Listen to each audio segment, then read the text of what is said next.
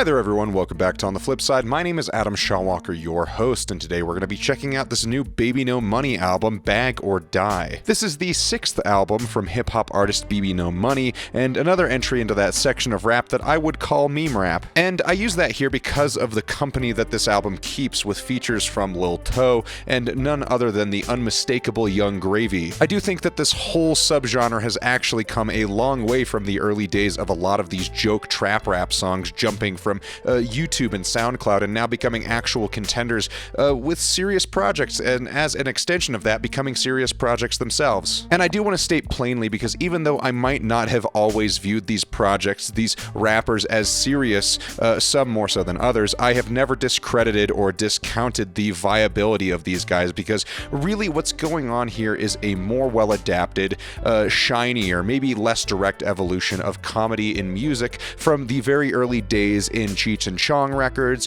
Monty Python, Weird Al, The Lonely Island, and now indirectly through some leaps you do end up here. In this really natural blend between the highs of early 2000s money rap and this sort of post-ironic take on every genre trope or passe style of the past few decades. And maybe I'm giving this style too much credit, but I think that there is something to be said for how we got to this point. Bag or Die is pretty much musically and thematically a dick-waving contest that leans into all of these standard rap affairs of getting money from pre-birth until you die and getting chicks. But mostly money, money, money. It is almost every single track that has some major theme, or at least major references to making money, hitting every single angle from having diamond hands and cryptocurrency to sex work in E-Girl Anthem. And if you couldn't tell by the album cover at this point, this thing parodies excess to the point that it might be completely unironic. Like I said, it can be kind of hard to tell because a lot of what's here lands somewhere between post-irony and meta-irony. It's kind of like comparing millennial memes to Zoomer memes. It's like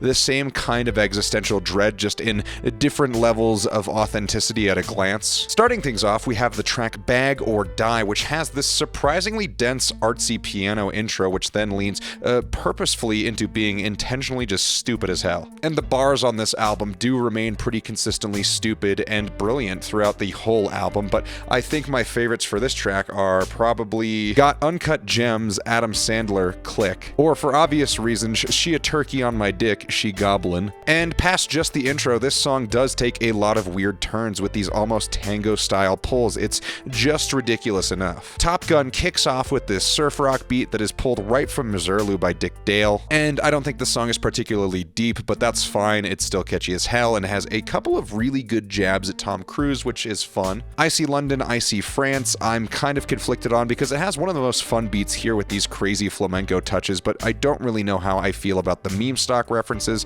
blended with some weird tribute to like his grandma. And again, I don't think you're supposed to really think about this too hard, but this song does catch me off guard a little bit. Chipotle, I'm not sure if I care too much for as a track, but I do think that the idea of like creating a song where in the song you are robbing a Chipotle as a way to leverage getting a Chipotle celebrity card is actually fucking hilarious. And while I'm not sure if I'm huge on this one, the beat is still fucking catchy, I cannot lie there. Touch Grass featuring the one and only Young Gravy, the server of DILFs, the master of MILFs, you know it's gonna be good. Truthfully though, I have had a pretty spotty enjoyment of Young Gravy in all seriousness though, however, the stuff that lands for me I do absolutely love. I'm just saying Forget Me Thoughts is one of the best tracks he's ever done. Anyway, Touch Grass, as far as most of the songs here, is actually a lot more grounded than a lot of the other songs here, and there's still a lot of flexing on this track, like Gravy talking about how Halle Berry is in his DMs, but it's still solid overall. I do like the descending bass of this beat. It kind of sounds like the song is getting more intoxicated as it goes on. Let 'Em Know feels like a little bit of a pull, like it could have been a Lil Nas X beat. I mean, the style of this song is very Montero, and I do appreciate that this song is leaning into the reality of this project and this music being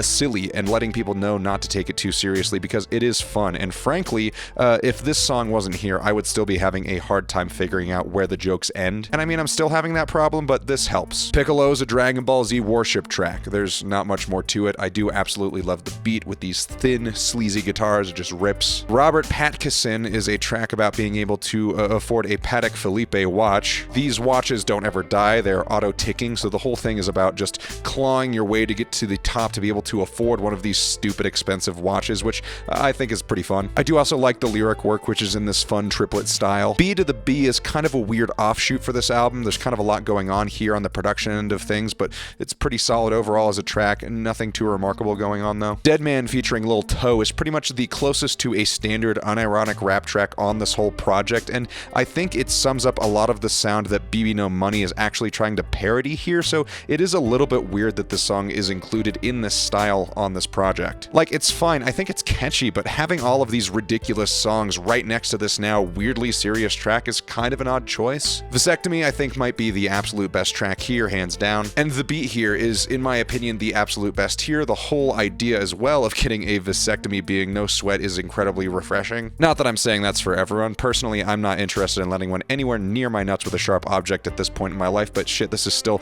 very fresh. And it is just kind of fun that you've got a lot of tracks where it's like, yeah, fuck hoes, get money, like in rap in general, but this is like the opposite of that. Like, yeah, you know, I'll get a vasectomy, no big deal. Like, it's gonna be fine. We've got some open and clear communication, and that being in a rap track is kind of just wild. Mathematics is a very laid-back drum and bass beat with the song that's again about stacking bills. Like, here's what I paid in taxes, you do the math and tell me how much I made. Like, oh yeah. Sophisticated is a track presented from the lens of someone trying to pass as someone who is more sophisticated than they actually are. Like, this is what you think a fancy person dresses like and acts like, so let's just do all of that for this song. I get it, it's fine. It's a little bit low-key for my taste, but I do like the part where he rhymes Tiffany with Tiffany. E-Girl Anthem is a fun, light send-off for the album. I think it's a little bit odd as a closing track because of how little it actually says anything, but I can get down with the light steel drum sampling and the calm Hawaiian guitar parts. And you know, it's chill, and I'm not the biggest fan of this song, though I think it is a fair way to wrap things up.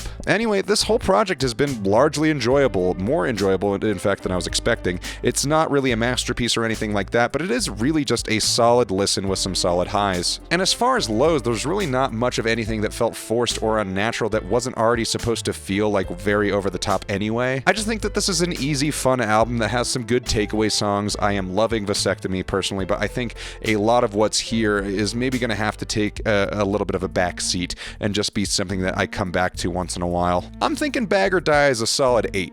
Thank you all so much for watching. Let me know what you thought of this album in the comments below, and remember to like and subscribe, and if you like what I'm doing here, drop a tip in the PayPal, and check out my Instagram, my Reverb, and my Depop. Links to all of those are in the description below. Thank you all so much for watching, and we'll see you on the flip side.